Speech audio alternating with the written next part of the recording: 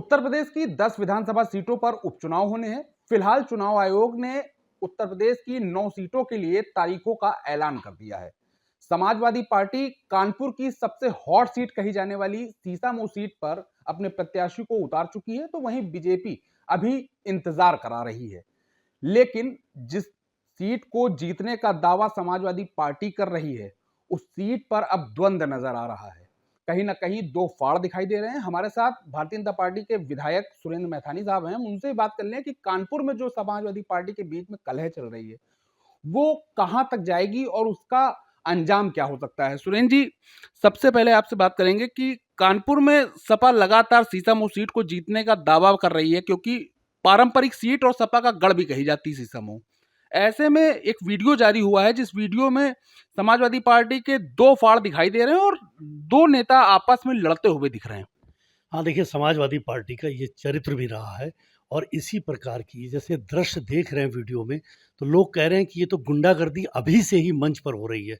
अभी चुनाव भी तेज़ी से आगे नहीं बढ़े हैं और इनका इस प्रकार से कलई खुल जाना, ये जनता इस चीज़ों को समझती है। क्योंकि समाजवादी पार्टी की अगर आप इस नींव पे जाएँ, जिसके राष्ट्रीय अध्यक्ष अखिलेश यादव जी हैं, तो आप उस दृश्य को जो आप सारे चैनल में दिखाया गया था, कैसे मुलायम सिंह यादव जी को खून के आंसू रुलाए गए, कैसे उनको मंच से धक्का दिया गया और कैसे समाजवादी पार्टी के ऊपर कब्जा करके राष्ट्रीय अध्यक्ष के रूप में अखिलेश जी बैठे। वही दृश्य जो लखनऊ में हुआ था, कानपुर में ये रिपीट हुआ है। तो जनता इन चीज़ों को पसंद नहीं करती है। तो किसी भी अभद्रता को, किसी गुंडागर्दी को अब जनता बर्दाश्त नहीं करती है। और फिर समाजवादी पार्टी जैसे क्षेत्र और भाषा और धर्म के आधार पर सीसामऊ विधानसभा क्षेत्र में कहीं डेवलपमेंट कराना और कहीं नहीं कराना, इस भेदभावपूर्ण जो सीसामऊ विधानसभा को इन्होंने प्रस्तुत किया है, उससे जनता ऊब चुकी है और इनकी कलई जनता के आगे खुल गई है। जनता इनको चुनाव में सबक सिखाएगी। अच्छा, क्या लगता है जिस तरीके से ये दो फाड़ दिखाई दे रहे हैं, प्रदेश अध्यक्ष के सामने भरी सभा में विधायक और जिला अध्यक्ष लड़ रहे हैं, तो क्या लग रहा है चुनाव कानपुर की सीसामऊ सीट पर कहां जा रहा है? देखिए, चूंकि इनके यहाँ अनुशासन नहीं है, इनके यहाँ कैडर नहीं है, तो इनके यहाँ चूंकि अभद्रता ही आपका पैमाना है कि आप कितने सफल कार्यकर्ता हो, यानी कितने बड़े अभद्र हो तो उतने बड़े आप सफल कार्यकर्ता हो। इस प्रकार का पैमाना अगर पार्टी में रहेगा तो इसी प्रकार के दृश्य बार बार रिपीट होते रहेंगे।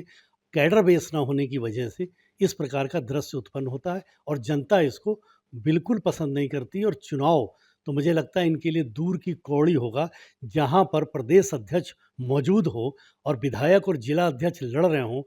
क्या ये चुनाव लड़ने के लिए किस मुंह से जनता के सामने जाएंगे, ये एक कल्पनीय प्रश्न है। अच्छा, जिस तरीके से सपा विधायक इरफान सोलंकी की पत्नी को समाजवादी पार्टी ने प्रत्याशी बनाया है, अब क्या लग रहा है उनकी जो मेहनत है वो क्या पार्टी के विवाद में कहीं ना कहीं विफल हो जाएगी? निश्चित रूप से पार्टी, चूंकि पार्टी इनकी कभी भी एकजुट नहीं रहती है और इस तरह का गतिविधियां जनता पसंद नहीं करती है। और जहां तक टिकट देने की बात है, पिछले लोकसभा के चुनाव में जिस प्रकार से अखिलेश यादव जी ने तमाम टिकटों को दिया, इसके बाद फिर बदल दिया, ऐसी सूचनाएं समाजवादी पार्टी की तरफ से वो हम लोगों के पास जानकारी में आई है कि वहाँ ये चर्चा है कि ये टिकट भी ऐन मौके पर बदल दी जाएगी और इस टिकट की जगह दूसरा टिकट होगा और इनसे कहलाया जाएगा जनता के बीच में कि भाई, मैं तो, हमको तो टिकट पार्टी ने दे दिया था लेकिन मैं नहीं लड़ना चाहती और जिसको टिकट अब दिया है आप इसको चुनाव जिताइए, मैं इनके साथ हूँ। तो इस प्रकार का जो दोहरा चरित्र पार्टी, समाजवादी पार्टी जब अपनाती है तो उसका नुकसान उसी को भुगतना पड़ता है। जैसे इन्होंने झूठ फैलाया मोदी जी, कांग्रेस को और समाजवादी पार्टी ने, कि मोदी जी संविधान बदल देंगे, मोदी जी आरक्षण बदल देंगे। और जब लोगों को पता चला कि मोदी जी ऐसा नहीं कर रहे हैं, तो लोगों ने हरियाणा में तीसरी बार मोदी जी पर विश्वास व्यक्त किया और हमारी सरकार बना दी। तो अब लोग भ्रमित होने वाले नहीं, वो समझ गए हैं कि इनके यहाँ केवल झूठ फैलाने का ही एकमात्र एजेंडा है। इनको जनता के मुद्दों से, गरीबों के मुद्दों से, ज़रूरतमंदों के मुद्दों से, इनको स्वास्थ्य से, शिक्षा से, किसी भी चीज़ से कोई लेना देना नहीं है।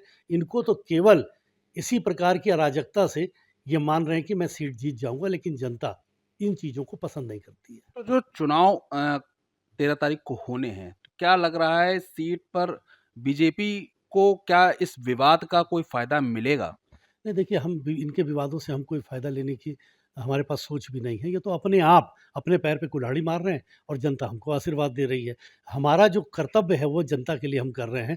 हमने बराबर हमारे कार्यकर्ता पूरे 5 वर्ष जनता से ईज़ी अवेलेबिलिटी, ईज़ी कनेक्टिविटी पर हम संपर्क संबंध रहते हैं, उनके सुख-दुःख में खड़े होते हैं। उनको हम तमाम उत्तर प्रदेश सरकार की और भारत सरकार की योजनाओं से, मोदी जी, योगी जी की योजनाओं से लाभान्वित करा रहे हैं और ये कराते हुए लगातार जो हम काम कर रहे हैं, जो हमने वहाँ पर डेवलपमेंट अपने, जबकि विधायक सपा का, लेकिन डेवलपमेंट हम लोगों ने कराए, जो भी इन्होंने छोड़े उन सबको हमने कवर किया है। पूरे 5 वर्ष लगातार कवर किया है जब से ये वो बने हैं, हमारी सरकार बनी है।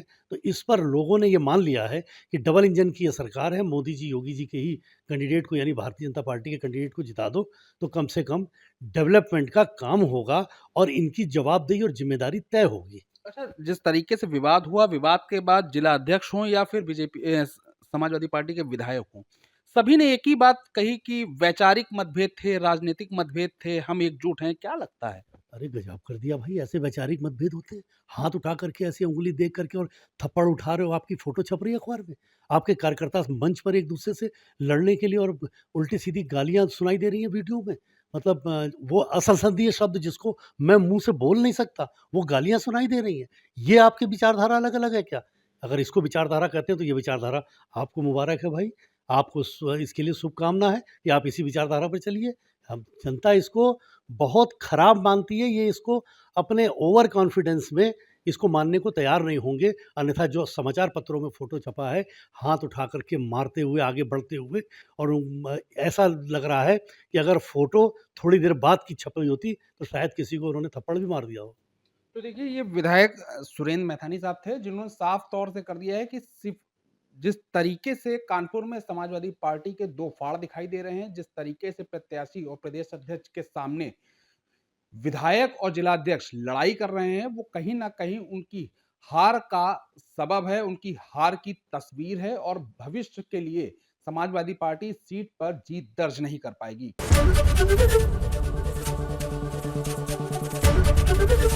एबीपी गंगा, खबर आपकी, जुबान आपकी।